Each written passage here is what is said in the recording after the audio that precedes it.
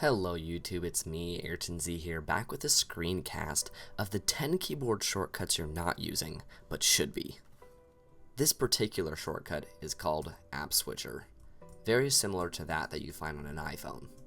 Holding Command and tapping Tab is going to let me cycle through all of my applications.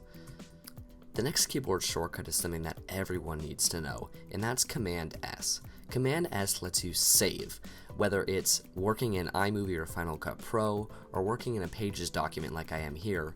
Pressing Command S lets you save that document to a specified location.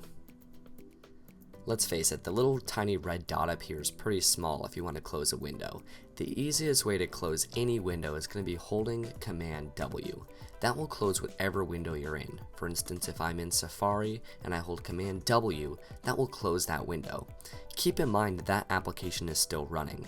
So if I look down here, you can see there's that little dot. Notify me that Safari is still active. If I want to actually close Safari, I can use the keyboard shortcut Command Q. I like to think of Q as quit. Simultaneously, my Radiant player here, if I hold Command Q, that will also close. Looking at the dock down here, you can see there's no longer that little dot, notifying me that the application is no longer running. When I'm working in Lightroom or Final Cut Pro, I often like to hide my dock, just to give me a little bit more real estate and get it out of the way. The easiest way to hide the dock is going to be holding Command Option and pressing D. That will make the dock disappear. To make it come back easily, simply hold Command Option and press D again, and the dock will reappear. When you're in Safari and you have multiple tabs open, the easiest way to jump in between those tabs specifically is holding Command and pressing the number key corresponding to the tab you'd like. For instance, because my Plex tab is the third tab, if I hold Command and press 3, it'll take me directly into that tab. Similarly, my Favorites tab on the very right is the fifth, so if I hold Command and press 5, it'll take me to that fifth tab.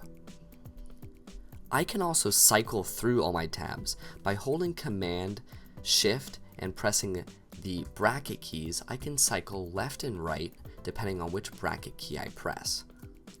If you're ever like me and you have a whole bunch of tabs open, but the only one you actually want open is the one you're looking at, by holding Command Option and pressing W, it will close every other tab except for the one that you're in. Many people love Google Chrome because it offers a private browsing mode. But what a lot of people don't know is that when you're in Safari, if you hold Command Shift and press N, it'll open Private Browser. Private Browser is great if you ever use a Mac someplace else, or you have to enter any confidential information, because no history, no data that you enter while you're in private browsing mode is ever stored on the computer. When you're done in private browsing mode, the easiest way to close that window is of course holding Command and pressing W. That will close the private browsing window, but it'll still leave your normal browsing window open. The last keyboard shortcut is one that we definitely all need to know, and that is Force Quit. Holding Command Option and pressing Escape is going to open the Force Quit Applications pane. If an application is ever becoming unresponsive, won't open, won't close, sometimes you're going to have to open Force Quit and force quit it, make it go away. From here you can select that application, click Force Quit again, and that application will then close. If you guys have learned anything in this video, go ahead and leave an Apple symbol right in the comment section below. If you don't know how to leave an Apple symbol, go ahead and watch my video on the 10 things you didn't know your Mac could do. Comment, rate, subscribe. Have a good one, guys.